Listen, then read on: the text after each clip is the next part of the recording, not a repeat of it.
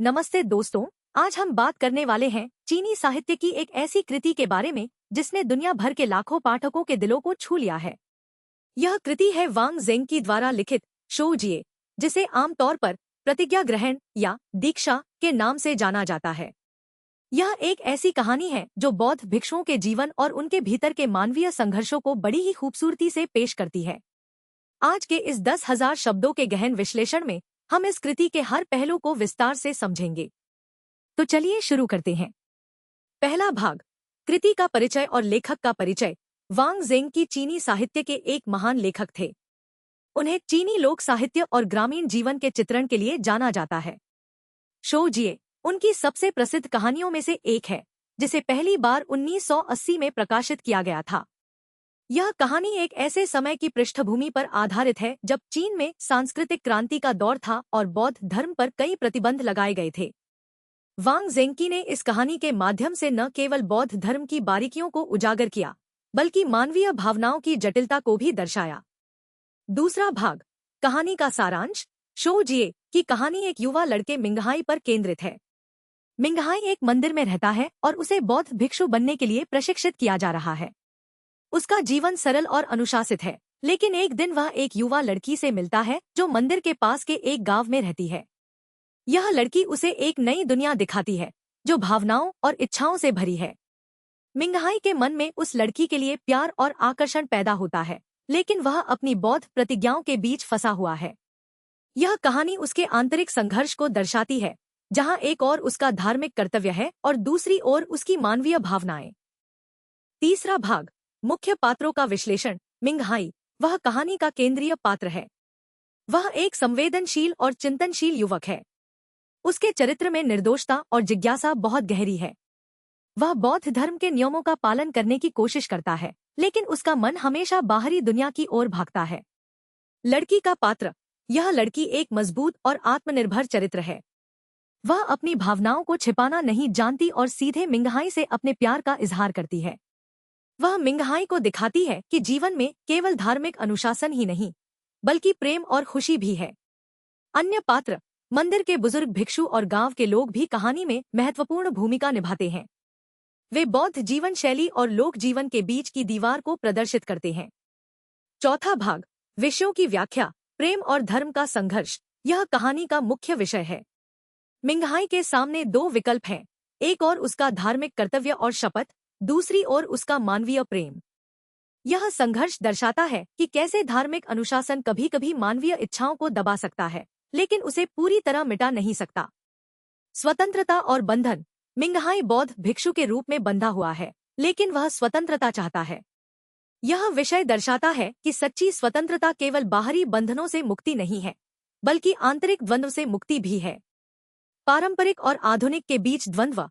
यह कहानी पारंपरिक बौद्ध मूल्यों और आधुनिक मानवीय मूल्यों के बीच टकराव को दर्शाती है। मिंगहाई की पीढ़ी पुराने नियमों और नई सोच के बीच फंसी हुई है। पांचवा भाग, साहित्यिक शैली और भाषा। वांग ज़ेंग की लेखन शैली बहुत ही सरल लेकिन गहरी है। वे छोटे वाक्यों में बड़ी बातें कह देते हैं। उनकी भाषा में एक लय है, एक संगीत है जो पाठक को बांध लेता है। वे प्राकृतिक दृश्यों और सामान्य जीवन की घटनाओं का उपयोग करके बड़े दार्शनिक प्रश्न उठाते हैं। इस कहानी में उन्होंने बौद्ध धर्म के गूढ़ सिद्धांतों को बिना किसी जटिलता के सरल भाषा में समझाया है। उनकी शैली में एक चीनी लोक कथा का आकर्षण है, जो पाठक को अपनी ओर खींच लेता है। छठा भाग, ऐतिहासिक और सांस्कृतिक संदर्भ। यह कहानी 20वीं सदी के चीन में लिखी गई थी, जब देश सांस्कृतिक क्रांति के दौर से गुजर रहा था। उस समय बौद्ध धर्म और अन्य धार्मिक प्रथाओं पर कड़े प्रतिबंध थे। वांग ज़ेंग ने इस कहानी के माध्यम से उस दमनकारी माहौल में भी धार्मिक स्वतंत्रता की गुहार लगाई। साथ ही यह कहानी चीनी ग्रामीण जीवन और बौद्ध मंदिरों की वास्तविक स्थिति को भी दर्शाती है। मंदिर और गांव के बीच का संबंध, भिक्षुओं के दैनिक दिनचर्या और उनके आपसी संबंध, सब कुछ बड़ी बारीकी से चित्रित किया गया है। सातवां भाग, कहानी में प्रतीकवाद।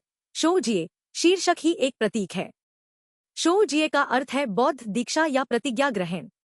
यह मिंगहाई के लिए उसके जीवन की सबसे बड़ी परीक्षा है। पानी और नदी। कहानी में पानी एक महत्वपूर्ण प्रतीक है।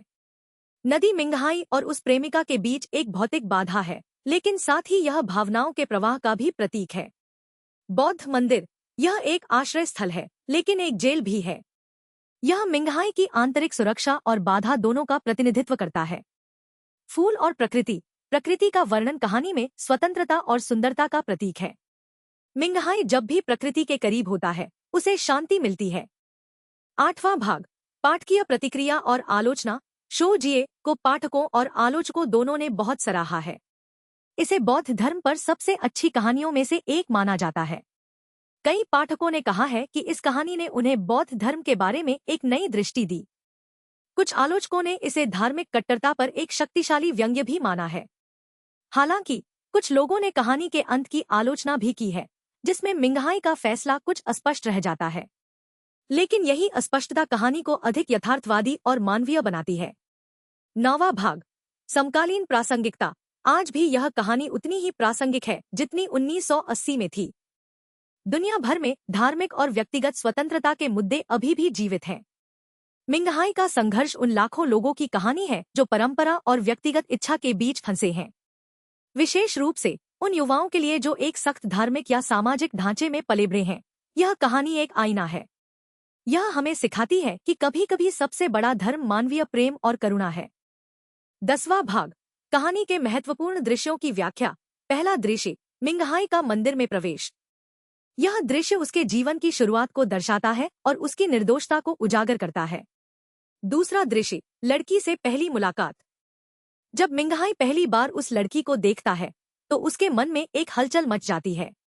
यह दृश्य बहुत ही कोमल और सुंदर है, जो उनके बीच के केमिस्ट्री को दर्शाता है। तीसरा दृश्य, मिंगहाई का आंतरिक संवाद। वह रात में बैठकर अपनी भावनाओं से जूझता है। यह दृश्य उसके मनोविज्ञान को गहराई से समझाता है। चौथा दृश्य, दीक्षा समारोह। जब मिंगहाई को औपचारिक रूप से दीक्षा दी जाती है तो वह अपने प्यार के बारे में सोचता है। यह दृश्य कहानी का चरम बिंदु है। 5वां दृश्य, नदी किनारे मुलाकात। अंत में जब वे दोनों नदी के किनारे मिलते हैं तो मिंगहाई को अपने फैसले का सामना करना होता है। यह दृश्य कहानी को एक खुले अंत पर छोड़ देता है, जो पाठक को सोचने पर मजबूर करता है। 11वां भाग, कहानी से सीखने योग्य बातें। पहली सीख, अपनी भावनाओं का सम्मान करें। मिंगहाई अपनी भावनाओं को दबाने की कोशिश करता है, लेकिन अंततः उनका सामना करना पड़ता है। दूसरी सीख, परंपरा और व्यक्तिगत स्वतंत्रता के बीच संतुलन खोजें। कहानी हमें यह नहीं सिखाती कि परंपरा को तोड़ दें, बल्कि यह कि उसके साथ सामंजस्य बनाकर चलें। तीसरी सीख, सच्चा धर्म प्रेम और करुणा है। कहानी के अंत में यह स्पष्ट हो जाता है कि बौद्ध धर्म का सार केवल नियमों का पालन नहीं, बल्कि दूसरों के प्रति प्रेम और दया है। चौथी सीख, जीवन में अनिश्चितता को स्वीकार करें। मिंगहाई का अंत अनिश्चित है, लेकिन यही जीवन की वास्तविकता है। 12वां भाग, तुलनात्मक विश्लेषण।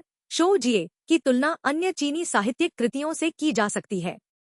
उदाहरण के लिए, लू शुन की कहानियां अक्सर सामाजिक आलोचना पर केंद्रित होती हैं, जबकि वांग ज़ेंकी की यह कहानी अधिक व्यक्तिगत और दार्शनिक है। इसकी तुलना जापानी लेखक युकियो मिशिमा की कृतियों से भी की जा सकती है, जहां धर्म और इच्छा के बीच संघर्ष दिखाया गया है। लेकिन शो जिए में एक विशेष कोमलता और मासूमियत है जो इसे अलग बनाती है। यह कहानी अपने सरल वर्णन और गहरे संवेदनशीलता के कारण चीनी साहित्य में एक अलग स्थान रखती है। 13वां भाग, कहानी का मनोवैज्ञानिक विश्लेषण। मिंगहाई के चरित्र का मनोवैज्ञानिक विश्लेषण करें तो वह एक विभाजित व्यक्तित्व का शिकार है। उसका सुपरएगो, धार्मिक नियम, उसके इड, मानवीय इच्छाओं से लगातार संघर्ष करता है।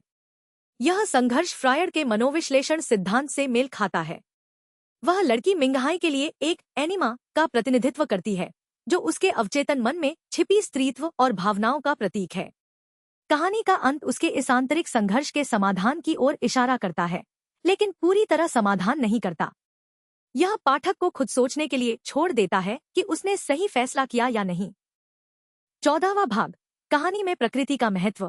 प्रकृति इस कहानी में एक जीवंत पात्र की तरह है। वांग ज़ेंकी ने प्रकृति के माध्यम से मानवीय भावनाओं को व्यक्त किया है। जब मिंगहाई खुश होता है तो चारों ओर फूल खिले होते हैं। जब वह दुखी होता है तो बारिश होती है। नदी, पेड़, पक्षी सब कुछ कहानी के मूड को बढ़ाते हैं। यह दर्शाता है कि मनुष्य और प्रकृति एक दूसरे से कितने गहरे जुड़े हैं। विशेष रूप से नदी का वर्णन बहुत ही काव्यात्मक है। यह न केवल एक भौतिक बाधा है बल्कि भावनाओं के प्रवाह का भी प्रतीक है। 15वां भाग, कहानी में धर्म और दर्शन। शो जिए केवल एक कहानी नहीं है बल्कि एक दार्शनिक संवाद है। यह बौद्ध धर्म के कई मूल सिद्धांतों पर प्रश्न उठाती है। उदाहरण के लिए, अनासक्ति का सिद्धांत, क्या मिंगहाई को अपने प्रेम के प्रति अनासक्त रहना चाहिए? यह कहानी बताती है कि कभी कभी अनासक्ति का अर्थ सिर्फ भौतिक वस्तुओं से दूरी नहीं बल्कि भावनाओं को भी स्वतंत्र रूप से बहने देना है। कर्म और पुनर्जन्म का सिद्धांत भी कहानी में अप्रत्यक्ष रूप से मौजूद है। मिंगहाई का संघर्ष उसके पूर्व जन्मों के कर्मों का परिणाम हो सकता है या फिर उसके वर्तमान कर्म उसके भविष्य को तय करेंगे। यह दर्शन कहानी को एक गहरी गूढ़ता प्रदान करता है। 16वां भाग, कहानी का सांस्कृतिक प्रभाव।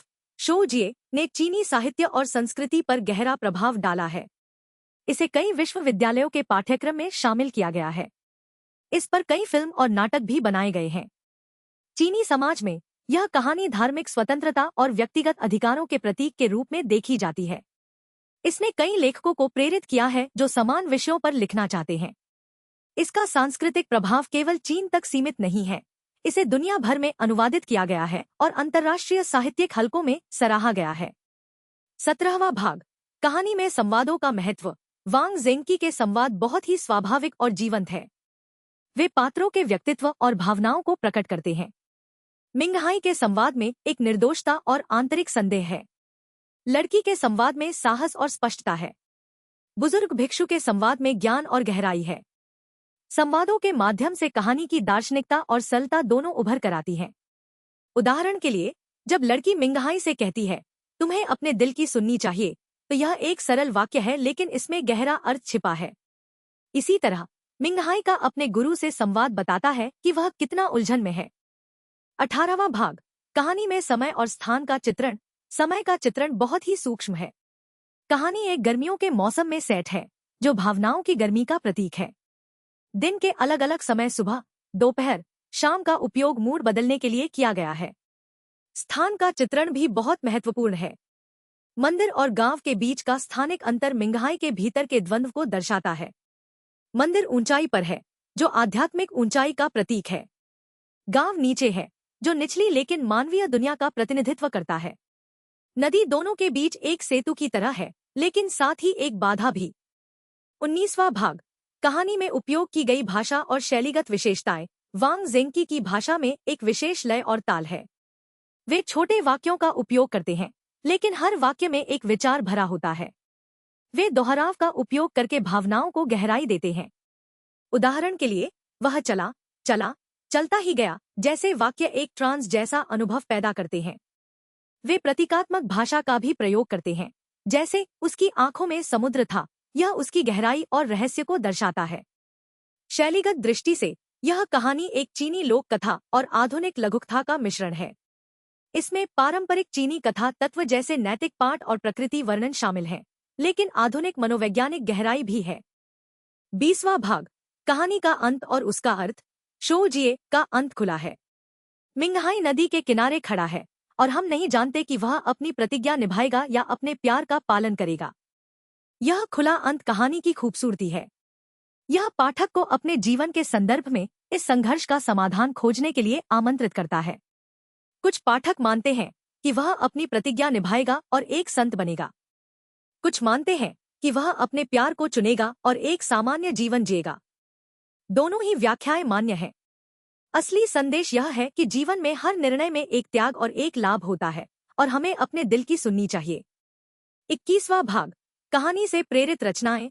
शो जिए से प्रेरित होकर कई रचनाकारों ने अपनी कृतियां बनाई हैं।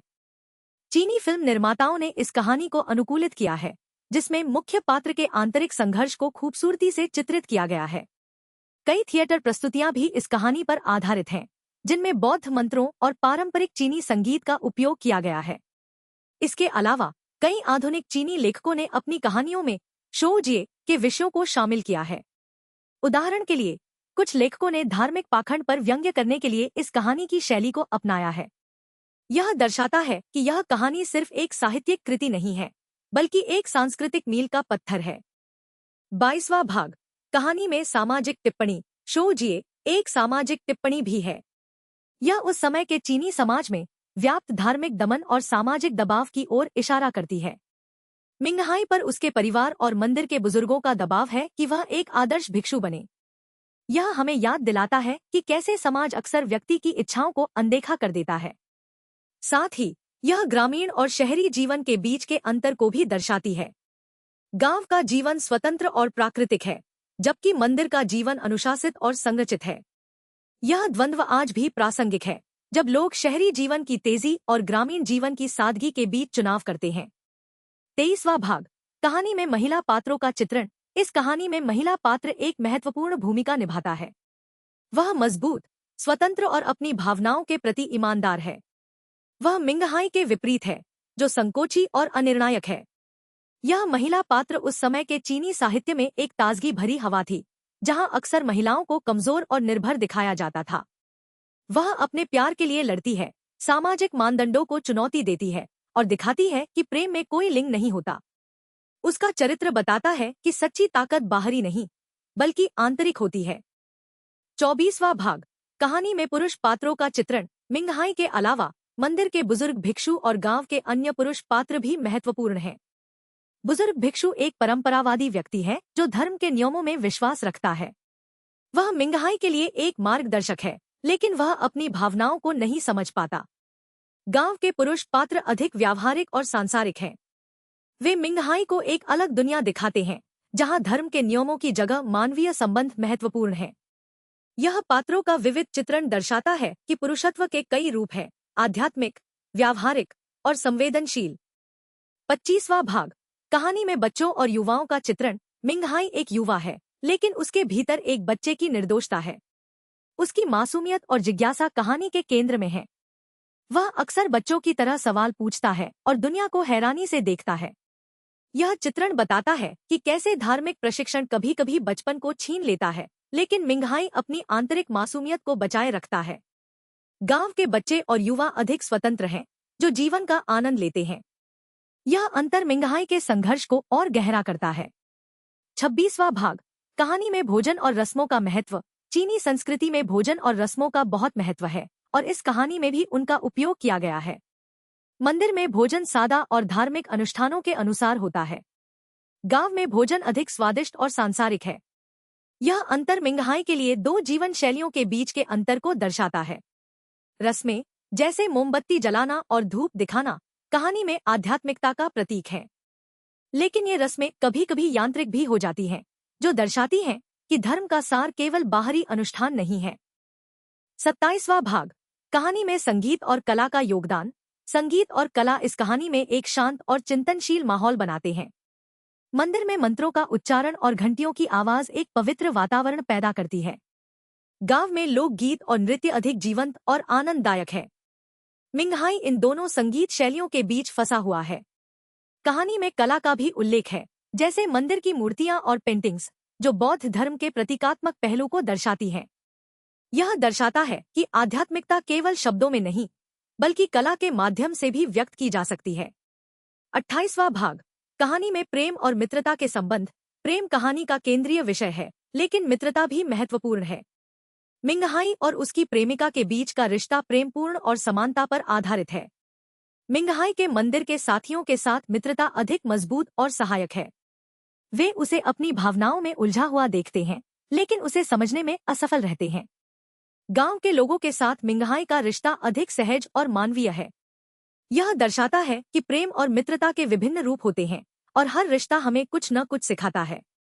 29वां भाग, कहानी में अकेलेपन और चिंतन का चित्रण। मिंगहाई अक्सर अकेला होता है, और उसका अकेलापन उसे चिंतन की ओर ले जाता है।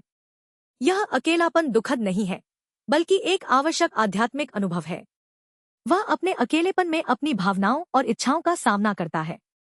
यह बौद्ध ध्यान की अवधारणा से मेल खाता है, जहां मौन और एकांत में आत्मखोज होती है। लेकिन इस अकेलेपन का एक दूसरा पहलू भी है। यह उसे उसकी प्रेमिका से दूर करता है, जिससे वह और अकेला महसूस करता है। यह विरोधाभास कहानी की गहराई को बढ़ाता है।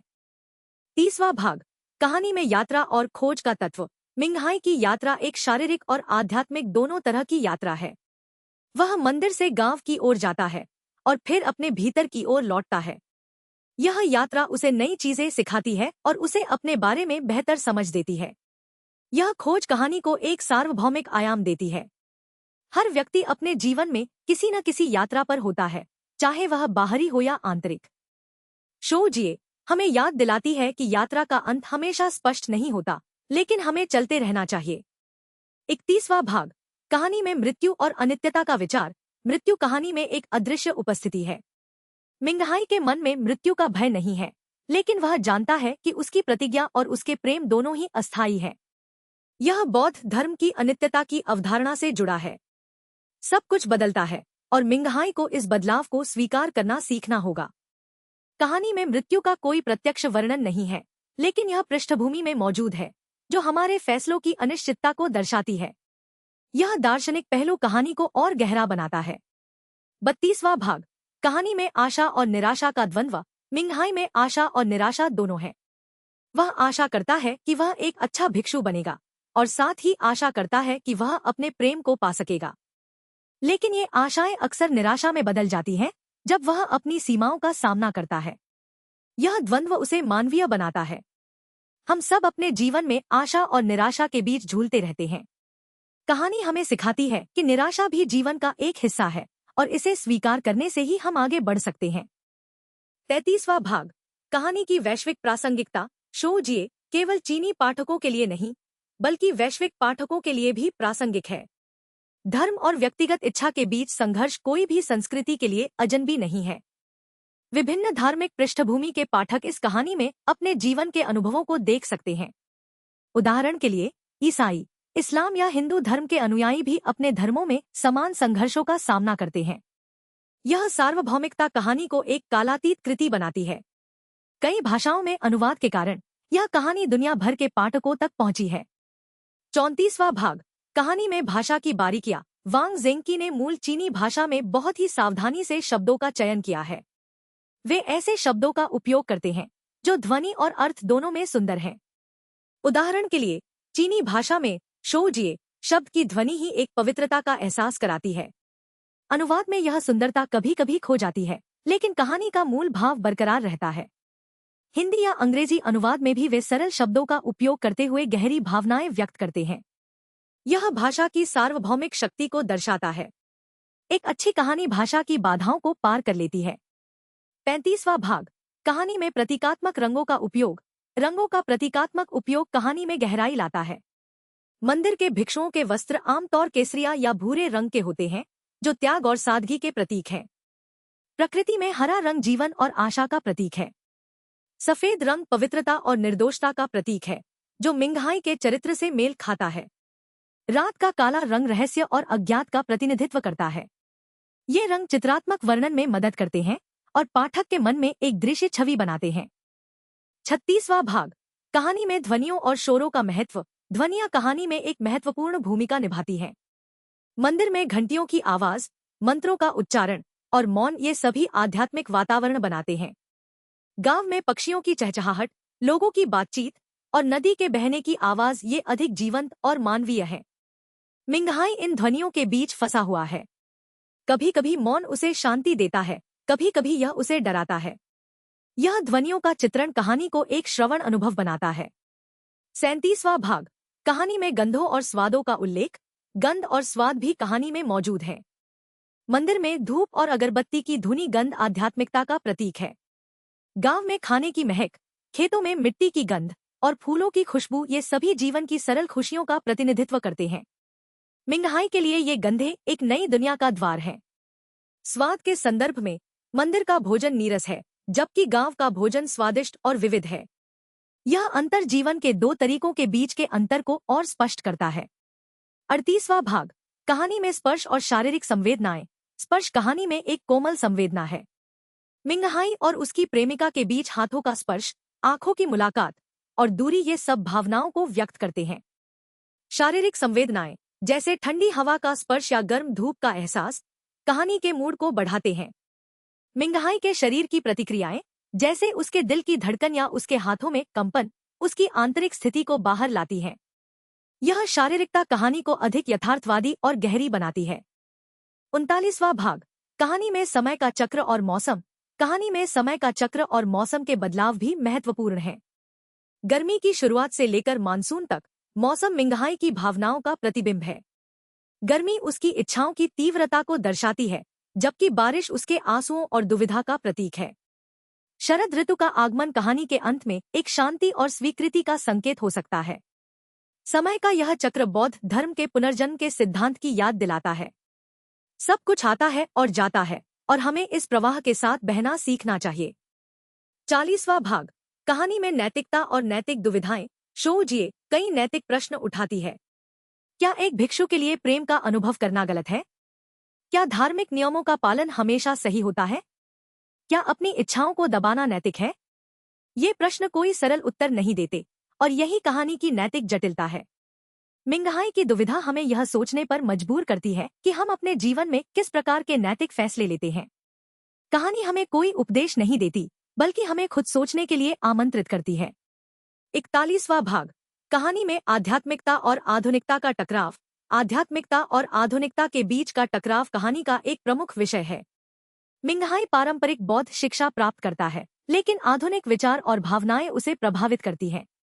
उसकी प्रेमिका एक आधुनिक युवती का प्रतिनिधित्व करती है, जो सीधे अपनी भावनाओं को व्यक्त करती है। यह टकराव दर्शाता है कि कैसे आधुनिकता पारंपरिक मूल्यों को चुनौती देती है। लेकिन कहानी यह नहीं कहती कि एक बेहतर है और दूसरा बुरा, बल्कि यह दोनों के बीच संतुलन की आवश्यकता पर जोर देती है। यह एक ऐसा विषय है जो आज भी हर समाज में प्रासंगिक है। 42वां भाग, कहानी में पारिवारिक संबंध और जिम्मेदारियां। परिवार का चित्रण कहानी में अप्रत्यक्ष रूप से किया गया है। मिंगहाई के परिवार ने उसे मंदिर भेजा है, जो उनकी धार्मिक आस्था और सामाजिक अपेक्षाओं को दर्शाता है। उसकी प्रेमिका का परिवार गांव में साधारण और प्रेमपूर्ण है। ये दोनों परिवार अलग अलग जीवन शैली का प्रतिनिधित्व करते हैं। मिंगहाई की जिम्मेदारी है कि वह अपने परिवार की अपेक्षाओं पर खरा उतरे, लेकिन वह अपने दिल की भी सुनना चाहता है। यह पारिवारिक दबाव कई लोगों के जीवन में बहुत बड़ी भूमिका निभाता है, और कहानी इस मुद्दे को संवेदनशीलता से उठाती है। 43वां भाग, कहानी में शिक्षा और ज्ञान।